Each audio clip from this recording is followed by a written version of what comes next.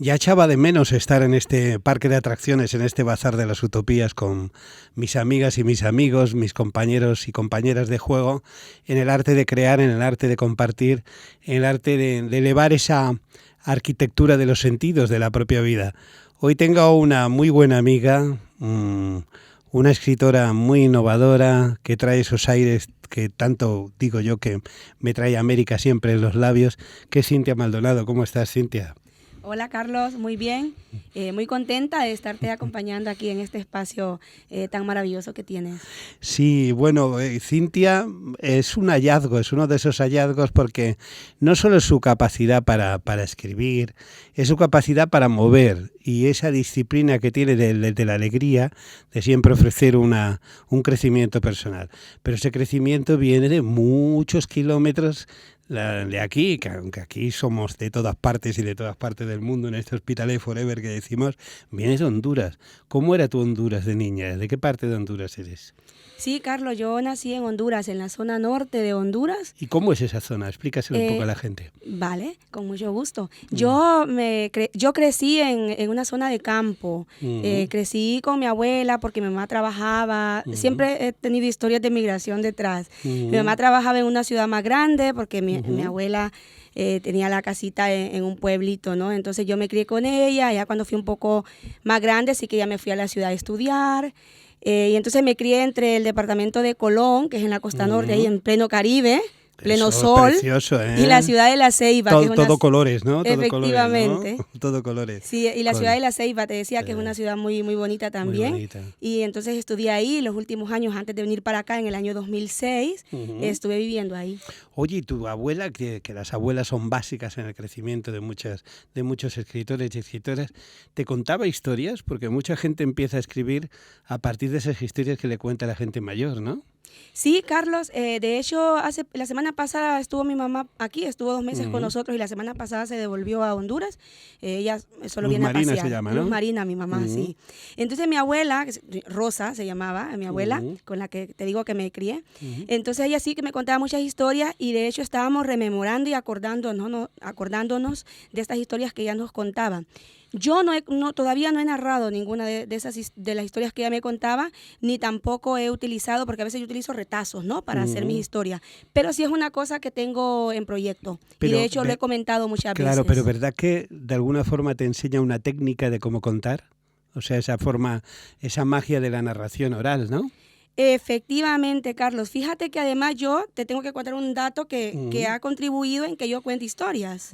No todas las que quisiera, por falta de tiempo también, ¿eh? Claro. Y luego eso hay que construirlo. Pero fíjate que, como te decía, soy de un pueblito y te doy más detalles. En los primeros años no había tele. Yo tengo 37 años, lo que pasa es que no había tele en los primeros años, ya después sí. Entonces nos reuníamos toda la familia, la mayoría de las noches, y contábamos historias. De hecho, mi mamá era una buena cuentacuentos. Con los años lo ha abandonado, pero era muy buena cuentacuentos cuando yo era pequeña, igual que mi abuela también. O simplemente conversaciones, Carlos. Exacto, no tanto una historia, pero simplemente conversaciones cotidianas. Transmisión oral que es muy bonita porque, efectivamente, porque hace mover, lo hemos hablado mucho con escritores, hace mover en simultáneo muchas acciones, ¿no? Lo que le pasaba a Pepita, lo que le pasaba a Pepito, aquel que se fue, aquel que vino, aquel que dejó venir el sonido del pájaro, todo, ¿no? Totalmente, Carlos. Y como te decía, situaciones cotidianas también, que yo ahora que soy adulta reflexiono muchas veces, ¿no? Pues, no sé, carencias o historias de superación, o fíjate, la hija de doña María o de doña tal que se fue para otra ciudad, o fíjate la cosecha este año, cosas de campo y cotidianas, cosas del entorno, ¿no? Oye, y cuando tuviste que marchar de allí, de tu pueblín, supongo que te quedaba un hueco en el corazón, ¿no? Mira, Carlos, yo ya me había ido del pueblo porque ya vivía en la ciudad. Y te tengo que ser sincera, yo tomé la decisión de venirme con 20 años. Fue todo muy rápido. ¿A España? A España, sí, con 20 años. O sea, yo siempre bien atrevida. Entonces, fue una cosa muy rápida. ¿Había gente de tu familia aquí ya? Había una conocida de mi pueblo. Y entonces quien me animó fue una amiga de compañera de colegio, de estudios. Y ella fue la que me animó. Y entonces, en aquel momento no tenía trabajo. Ya había terminado el técnico, el instituto. Y pensé, mira, pues quizá una nueva oportunidad. Pues por eso te digo que no sufrí tanto. ¿Estabas casada ya? No, yo no tenía nada. Yo estaba estudiando, siempre me ha interesado mucho formarme. Y entonces había hecho algún semestre de universidad y estaba intentando pues superarme, ¿no? A través de los estudios. Y te quiero decir esto, de que para mí no fue como muy caótico, ni sufrí mucho en ese momento, porque para mí fue como una aventura. ¿Pero y con el tiempo? Con el tiempo sí. Ya, claro. ya. Por eso te quería llegar con todo este resumen. Claro. De que con 20 años piensas en la aventura, en las nuevas cosas Pero luego para se hacer. va abriendo un poco el corazón, Claro, ¿no? Y a medida de que van pasando los años y no vuelve. Claro. Porque yo les decía, pues en 2 años ya me vengo, voy a trabajar un tiempo y me vengo. Luego esos 2 años se han convertido, casi en 20. No es tan fácil, claro. No es tan fácil porque además creas raíces. Claro. A donde llegas y ya también lo consideras parte de tu vida. Y tienes miedo también de que una raíz se contraste con la otra y se mueva un poco la baldosa para un lado y para otro y no sepas muy bien por dónde llevar el barco, claro. Sí, también podría ser. En mi caso no, porque siempre he tenido claro, ya te digo que ibas a dar ese soy paso. de ahí, de acá y tanto llevo aquel país en mi corazón como llevo porque luego ya construí aquí una familia, tengo una niña, ya cada vez vas teniendo cosas que te atan aquí también. ¿Y de la literatura hondureña, de la cultura hondureña, qué es lo que te caló más? ¿Qué es lo que te ha calado más? Pues mira, Carlos, como te decía, yo soy de un pueblito, entonces ahí en aquel tiempo no había biblioteca. Entonces yo siempre he sido muy curiosa, pero te tengo que decir muy a mi pesar, ahora no tanto, ¿no? Pero de niña leí muy pocos libros realmente.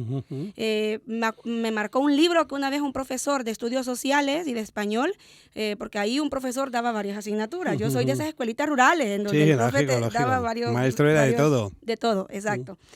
Y entonces me acuerdo de ese libro, luego los libros de texto del colegio, que yo me los leía una y otra vez. Como solo eran esos los que tenía, o cualquier revista que me encontraba, el periódico, cualquier cosa que encontraba siempre estaba leyendo. Me encantaba. Y ya te digo, luego ya cuando fui a estudiar a la ciudad, la secundaria sí que ya tenía bibliotecas más a la mano, y entonces sí que ya leía un poquito más. En aquel momento quizás no tuve ningún descubrimiento importante de la literatura, más allá de lo que de la escuela, del colegio y todo eso. Pero ya con el tiempo, sí, por ejemplo, Clementina Suárez ha sido una mujer muy admirable y la que más ha sobresalido en cuanto a la literatura hondureña. Hay otra poeta que se llama Juana también. ¿Las has podido conocer luego personalmente? No, porque son poetas también de otros tiempos, claro. Que ya han muerto. Poetas actuales, la verdad, no he tenido la ocasión, así que de estas que estén tan destacadas. ¿Y cuando llegaste aquí, aterrizaste en Hospitalet o antes en otro sitio? No, llegué directamente a Hospitalet. Ajá, ¿y por qué Hospitalet? Porque aquí estaba la persona que me iba a recibir, por ejemplo. Ah, ya. Sí.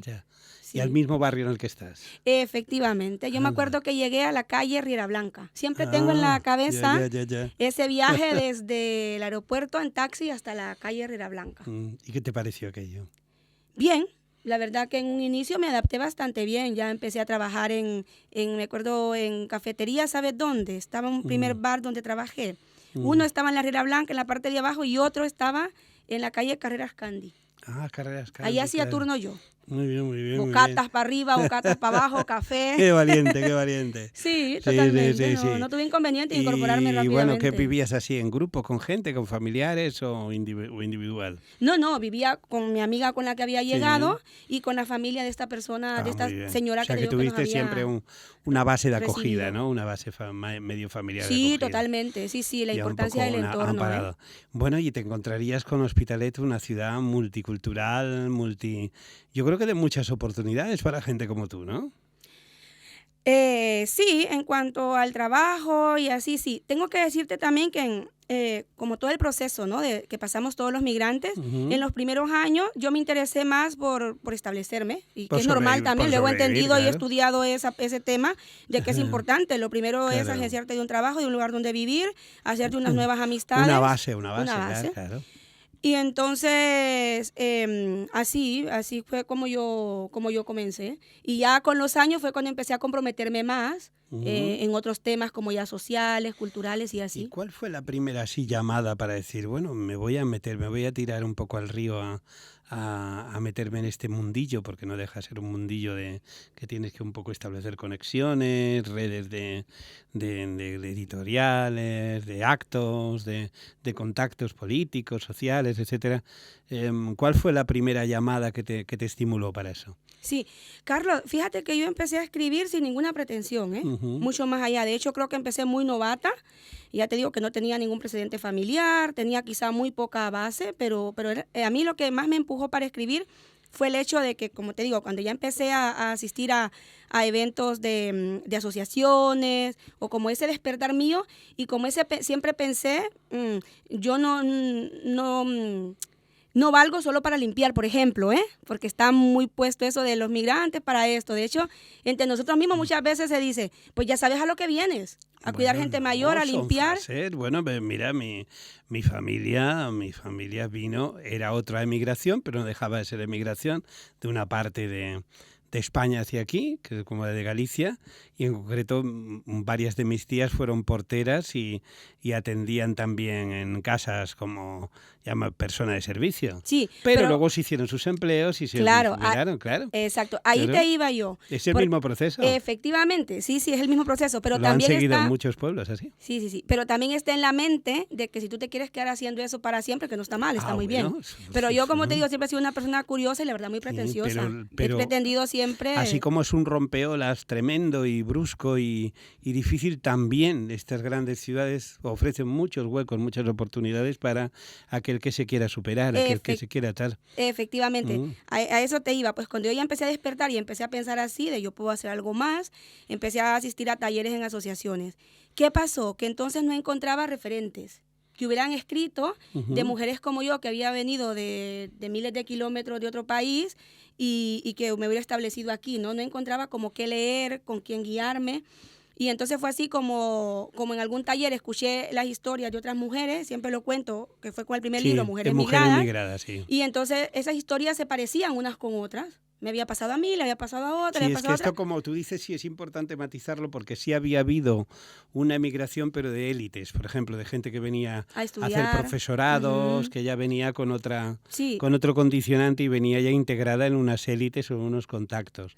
Pero esa transversalidad cultural, no creas que la ha hecho mucha gente, no la ha hecho mucha gente, la ha hecho, por ejemplo, de empleos de servicio, de camarera, pues a lo mejor montando un negocio, lo que sea, pero desplazándose al mundo de la cultura, no, que es más difícil, ¿no? Ahí está la valentía tuya también. Bueno, podría ser. Ahora sí que hay bastante gente latinoamericana, pero también lo que tú dices, según el compromiso y según el tipo de proyecto también, claro. Hacerlo con el formalismo requerido, que ahí sí que yo, poca modestia, pero yo siempre he querido hacer las cosas bien y siempre he querido aprender. Te has ido formando y todo ese cuerpo dio lugar a este primer libro, de que luego hablaremos también en la otra parte, pero que aquí hacemos unas pequeñas pinceladas, que es Mujeres Migradas, que es un libro muy simbólico y que ha tenido muchísima repercusión, ha hecho muchas presentaciones y ha tenido mucha atención mediática en diferentes formas. Cuenta un poco cómo tú misma te has ido sorprendiendo de la historia de Mujeres Migradas, porque de escribir una cosa que tú estabas relatando, historias cruzadas, a ver que eso ha ido creciendo, como un arbolito ha ido creciendo, haciendo muchas cosas, ¿no? Tú misma estarás sorprendida. Sí, Carlos, pues tal como te decía, yo por eso lo escribí, empecé escribiendo a mano, de hecho, en aquel momento no tenía ni ordenador, y entonces empecé escribiendo a mano y se las mostré a unas compañeras, y luego lo mandé a la editorial, que fue Letrame, que es autopublicación, pero igualmente, pues detrás hay una valoración, ¿no? Y ellos lo valoraron y me lo publicaron, y como tú dices, luego me fui sorprendiendo porque es un libro que ha servido para investigaciones, por ejemplo, en muchas universidades, en universidades de Estados Unidos, universidades de aquí de España, de Francia, de Bélgica. De hecho, estuve en una conferencia universitaria en Bélgica. No estuve físicamente, estuve virtual, pero que me tuvieron en cuenta. Y ¿sabes otro de los logros que también siento, Carlos? Que todo lo que me pasa donde voy, generalmente casi en un 98% te diría, no he buscado. Claro. O sea, son cosas, regalos que me da la vida y que me da la literatura. Que tú has sembrado a partir de una verdad vital. O sea, es muy importante desde una verdad vital, no es alguien que se acerca como turista a algo, sino es alguien que ha hecho esa travesía, ¿no? Exacto, eso les digo yo. Sí, que yo he contado las historias, quizás no son propias, pero muchas sí que son parecidas. Pero muy cercanas. Muy cercanas, exacto. Pues, parecidas a lo que yo he vivido. Quizás no lo narro como crónica real, pero sí que son reales en el sentido de que son historias que yo conozco, ¿no? Pero que son de personas muy cercanas a mi proceso migratorio también. Entonces, ¿Y qué historias, por ejemplo, cuenta alguna pequeña historia, luego ya contaremos alguna otra de algún, bueno, si quieres citar los nombres o algo, que sea un poco específica de esa magia que tiene Mujeres Migradas? Vale, pues mira, una de las historias es la madre que deja a sus 2 niños, uno con 6 años creo y el otro con 8 meses. Y de esas he conocido como 3 más. De una me dice, no, pues yo no lo dejé con 8, lo dejé con 4 meses. Bueno, pues parecido. ¿Te imaginas lo que es eso, Carlos? Sí, sí. Entonces, y luego el reencuentro que hacen con esos niños, pero también el volver a empezar, porque esos niños ya no reconocen a esa madre como madre, sino que ya reconocen a la abuela, volvemos a la abuela. Otro problema. Otro problema, porque ahí hay que volver a empezar. Luego la otra que también deja a su niño con 5 años y que lo trae con 12 años, pero luego se enfrenta a que tiene que trabajar, como es normal, ¿no? Pero que no le puede dar todas las atenciones que quizá el niño necesita para adaptarse al nuevo entorno. Y ya te digo, luego otra de las historias impactantes que hay en Mujeres Migradas es a una de las chicas que le matan al marido en Honduras, en la ciudad de San Pedro Sula, y ella es una mujer de las dedicadas a su casa y a sus 3 niños. Y en ese momento ella ya se muere, ¿no? El sostén de la familia, y ella se ve en la tesitura de o me quedo aquí o busco para dónde, y se convierte así en una mujer migrada, viene para acá. Claro, que nunca se había visto en esa vida, vamos, que ni lo hubiera imaginado. Exacto, que para otras es normal, ¿no? A mí, por ejemplo, yo siempre he trabajado, pero para ella, por ejemplo, con 3 niños pequeños y diciendo, a ver, mi familia me puede colaborar un tiempo, con esa responsabilidad también de decir, yo aquí tengo que hacer algo. Y entonces así ella se viene para acá, comienza de nuevo. Y ya te digo. ¿Cuántos años tiene ya el libro Mujeres Migradas? Fíjate, Carlos, que Mujeres Migradas lo publiqué en el 2018. Pero sigue vivo. Sigue vivo. Fíjate, que de verdad, de verdad que sí. Yo siempre digo que es mi niño bonito, Carlos. Sí. Quiero hacer el aniversario. El año pasado no pudo ser porque entré una y otra cosa, pero este año a lo mejor hago algo. Casi 5, ¿no? Sí, 5, 6. Casi ¿no? 6, 5 y Pues, pico. Sí. Sí, estamos a tiempo todavía de hacer algo. Sí, muy importante.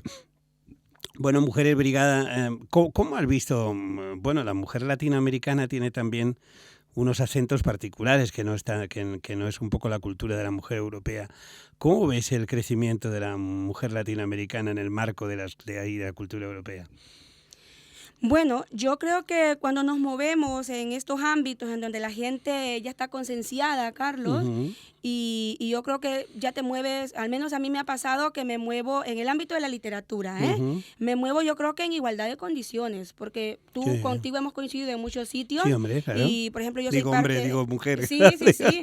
Y yo creo que en ningún momento me he sentido nunca ni diferente ni desplazada. Que va. Además hay que valorar la capacidad. Bueno, yo he participado contigo, ya comentaremos en la antología Susurros y también en muchas presentaciones de esas fiestas, ¿no? Porque lo bonito que yo creo que aportáis en general, es que veis la cultura como fiesta, no como sufrimiento. Es un encuentro en el que se cuentan cosas también duras en los libros y demás, pero siempre que he estado con vosotros en los diferentes puntos, tanto en la Feria de Diversidad como en el Espai Calabria, como hay en Teclasala, como en otros lugares, en el Prat, he visto un sentido de fiesta, que eso es muy bonito, ¿no? Es muy distintivo, porque a veces aquí es un poco más tristón, aquí cuenta la gente que si está deprimida, que si no sé qué, que si no sé cuánto. Vosotros le ponéis un poquito de azúcar, como dice Celia Cruz, ¿no? Sí, fíjate, Carlos, que yo en ese sentido he roto como esquema a la hora de organizar. Sí. Porque siempre mezclo. Yo siempre he dicho que siempre me gusta mezclar unas disciplinas artísticas con otras. Claro, la música, la pintura. Están confluyendo. Sí, ¿verdad? exacto. Aunque es verdad que a medida de que ya también vas madurando, ya vas poniendo como cada cosa en su lugar, ya vas... Sí, hacer menos barullo, pero sin dejar de tener esos acentos, ¿no? Y sobre todo que tenga que realmente que ver, no por amontonar una cosa con otra, ¿no? Que tenga que ver. Cada vez lo vas haciendo de manera más profesional y... Pero en esa búsqueda no está aunando. nada, en esa búsqueda no está nada mal. En esa Sí, búsqueda no está nada mal. Y oye, si tuvieras que decir lo mejor de Hospitalet y lo que mucho que todavía queda por mejorar de Hospitalet, ¿qué dirías? Lo mejor de Hospitalet diría que es una ciudad abierta, fíjate, Carlos, porque yo he tenido la oportunidad de presentar, por ejemplo, el libro en Suiza, por ejemplo, y tengo amistades alrededor del mundo, hasta en Mozambique, estuve a punto de irme hace 2 años, y entonces sí que noto que Hospitalet, y de hecho mucha gente me lo dice, que Hospitalet es una ciudad abierta en cuanto a la cultura. Sí. Y como tú dices, cuando se hacen las cosas bien, se nos abren los espacios. Porque yo, por ejemplo, he traído donaciones de libros a la Biblioteca La Bóvila, a la Tecla Sala. Hemos hecho encuentros pequeñitos, así tú creo que has ido a algunos de autores. Y la verdad que me lo decía un autor el otro día, era de un pueblo cercano, ahora no me acuerdo, y me decía, qué bien nos han recibido, ¿no? Y nos han dado una sala para que hablemos. Siempre, y yo creo siempre. que eso es lo normal, Carlos. Siempre fue, sí, pero Hospitalet tiene un acento muy particular, porque sí, ya lo fue. Pues me lo han dicho, ¿eh? Lo fue desde, bueno, cuando vinieron mis padres. Yo ya nací aquí, bueno, nací en Barcelona, que es porque no se tenían los niños en Hospitalet, no había clínicas, pero bueno, a las horas estaba en Hospitalet. Okay.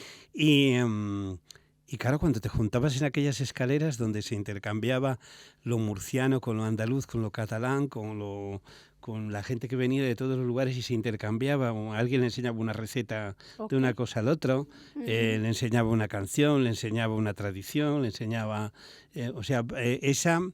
esa fuerza del compartir es algo muy típico de Hospitalet de toda la vida. Vale. No es tan fácil de encontrar. Barcelona ciudad no lo tiene. Es diferente. Efectivamente, lo he conversado con mucha gente. De hecho, el otro día, yo no quiero decir que le resta importancia. Tiene otras cosas, pero eso no lo tiene. Exacto, pero yo a alguien le decía, no, pero eso es lo normal, no te preocupes, porque, por ejemplo, en cuanto a los espacios, le digo, presentamos el libro, tal, porque yo siempre eso lo veo como normal, ¿no? He tenido la suerte y creo que estoy recogiendo frutos, Carlos, del camino que han hecho gente como tus padres, por ejemplo. Claro, fíjate que ahora acabo de caer en eso. Claro. Porque para mí, ya te digo, como te digo, también que, tengo un proyecto formal, me conocen, saben cómo trabajo, y a la hora que yo pido un espacio con el debido procedimiento, ¿no? Claro, siempre he tenido el espacio para presentar un libro, una exposición. Claro, porque ¿sabes qué pasa? Como mis padres y parte de mi familia y muchas otras familias, no es que vinieran aquí, sino que venían ya de familias que habían estado en Argentina, en Cuba, en Estados Unidos, en Venezuela, y sabían lo que es llegar a un sitio. Exacto. Sabían lo que es dar... No avasallar al que llega de gratitud, sino darle normalidad. Es decir, tú estás aquí, lo que necesites, siempre que te comportes bien, claro, como es normal. Es decir, tú, no importa de dónde seas ni quién seas, tú vas a estar y además nos vamos a mezclar. Esa es la cosa tan bonita de mezclarse. Sí. Las parejas que se juntan, unas veces que son de una nacionalidad, de otra, Aquí pasó con las regiones, ¿no? La gallega se casaba con el andaluz con la catalana, Eso crea un tejido extraordinario. Exacto, sí, porque es la forma, cuando tú creas familia, cuando creas vinculación de sangre, empiezas a comprender a los otros, ¿no? Efectivamente. Y cuando lo has pasado, lo han pasado tus abuelos, tus tatarabuelos, y sabes lo que es llegar a los sitios. Y sabes lo que es llegar una noche a tu casa y aunque vengas de un trabajo, que no tengas familia, que tengas que, si tienes un éxito, tenerlo solo. Si tienes un fracaso, pues también tenerlo solo. Y eso es muy importante, el arte de compartir. Por eso es una tarea que sí es verdad que hicieron mis padres o mis abuelos, pero también lo hicisteis vuestros antepasados en los sitios a donde fueron mis padres, en los abuelos de mis padres, etcétera. Totalmente. Es decir, es un ir y venir, ¿no? Total. Es un ir y venir y por eso la cultura esta que se mueve en español es tan tremenda, tan potente, ¿no? Tan potente con tantos matices, consigue respetar la diferencia de cada lugar, pero tiene un cuerpo imponente de vanguardia, ¿no? Es imponente porque llegas a todo el mundo. Puedes llegar prácticamente a todo el mundo como idioma, ¿no? Claro. Y luego publicaste Emociones Diversas, ¿no? Sí, es mi segundo libro, Carlos. ¿Qué diferencia hay respecto al primero? Sí, eso te iba a decir, que es poemario. Ahí fue donde incursioné en el mundo de la poesía. Y te cuento cómo fue. Yo escribía de siempre, como te digo, como tenía mucho tiempo libre, porque no tenía televisión, fíjate. Mira. Yo con 15 años me ponía a escribir, después de que hacía mis deberes me ponía a escribir con una de esas lucecitas caseras. Y entonces yo tenía un montón de escritos, yo creo que era modo de canciones. Y ya cuando publiqué Mujeres Migradas, pensé... Me empezaron a invitar a cosas de escritores, pero de poesía. Entonces yo un día presenté estos escritos que tenía y me dijeron, está bien. Y entonces empecé a participar y los recopilé todos en el libro Emociones Diversas. Pues yo creo que ahora, y aprovechando que estamos en el formato audio, que puedes manejar el libro y puedes hacer lo que quieras, nos leerías un par de cositas, ¿no? De Emociones Diversas, ¿no? Sí, con gusto. Tengo que decirte que como ya te comenté, son libros, son poemas escritos de cuando tenía 15 años, luego ya fui madurando a nivel literario, pero están ya están publicados, sí. O sea que ya han pasado el filtro. Exacto, sí, fíjate que sí. Ya son públicos. Eso, ya lo hemos puesto, sí. Claro. Pues, ¿te leo algo? Sí, claro. Vale. A ver, pues mira. Mira, te voy a leer este poema lo creé para un festival en Estados Unidos, ¿vale? Y tiene un poco ahí de paradoja, de cosas. Vale. Entonces dice, el dragón y sus cabezas. Tenía tantas cabezas como fue cortando, con las armas de un depredador. Censura, sumisión e imperialismo. Utilizó su vasto pie para aplastar a toda pequeñez que amenazaba con florecer en su territorio. Toda planta que tenía vida era aniquilada, para ahorrar agua, porque estamos en tiempos en que carecemos de gotitas de amor. En el granero del previsor dragón, pensé que tendría guardados únicamente los diamantes de calidad que el molino había escupido. Pero ¿qué va? Aún quedaban granos podridos después de la selección. ¡Ay, este maíz!, dijo el dragón. Nunca aprenderá, nunca. Nunca aprenderá a alejarse de humedades y de bichos carcómanos. ¿Y tú? ¿Cuándo aprenderás que existe la diversidad?, dijo el campesino que pasaba por ahí, mientras una oruga hacía intentos desesperados por subir a lo alto del granero. Solo quiero tan solo oler el maíz de cerca, repetía. Al menos estaré segura en lo alto. En el suelo corro mucho peligro de morir aplastada y olvidada. Tengo tanto miedo de ser una oruga más, musitó. Lo siento, dijo el dragón. Si fueras un gorgojo te dejaría pasar. Son los gorgojos los que comen el maíz. ¿Quién eres tú para venir a este granero? Este granero no te corresponde, oruga atrevida. Yo, respondió la oruga, soy solo una luchadora. Solo soy un ser vivo con ganas de sobrevivir a la intransigencia de seres como tú. No, qué bonita, ¿no? Qué bonito. Es como una especie de pequeño cuentito también, ¿eh? Sí, nos vamos acercando a esta primera visita a este parque de atracciones, el Bazar de las Utopías, como digo, del Niño del Tobogán. Y sí, aprovechando también que estamos en audio y puedes manejar perfectamente el libro, otro así un poco cortito que pudiéramos tener del libro. Vale. Con el que tú veas que te guste leer. Y ya queda como documento también. Eso sí. Vale, pues mira, hay uno cortito aquí que justo me ha salido y se llama Vive. Dice, vive siempre como te dicte tu corazón, no te detengas, corre tanto como puedas, que el dolor no alcance tu ser, que el fracaso jamás vuelva a tu lado, que el amor y la pasión sea tu fuerza, para que tu corazón suene siempre y suene fuerte como corazón de acero. Ay, corazón de acero, sí.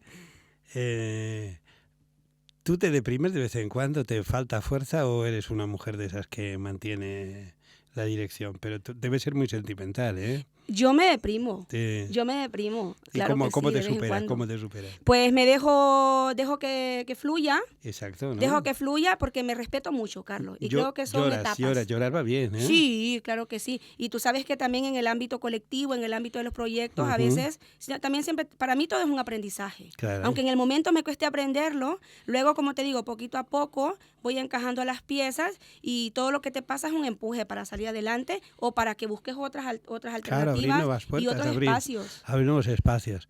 Bueno, Cintia, pues vamos a hacer un pequeño parón en este viaje por este bazar de utopías, por este mundo del Niño del Tobogán, pero vamos a volver dentro un ratito, ¿eh?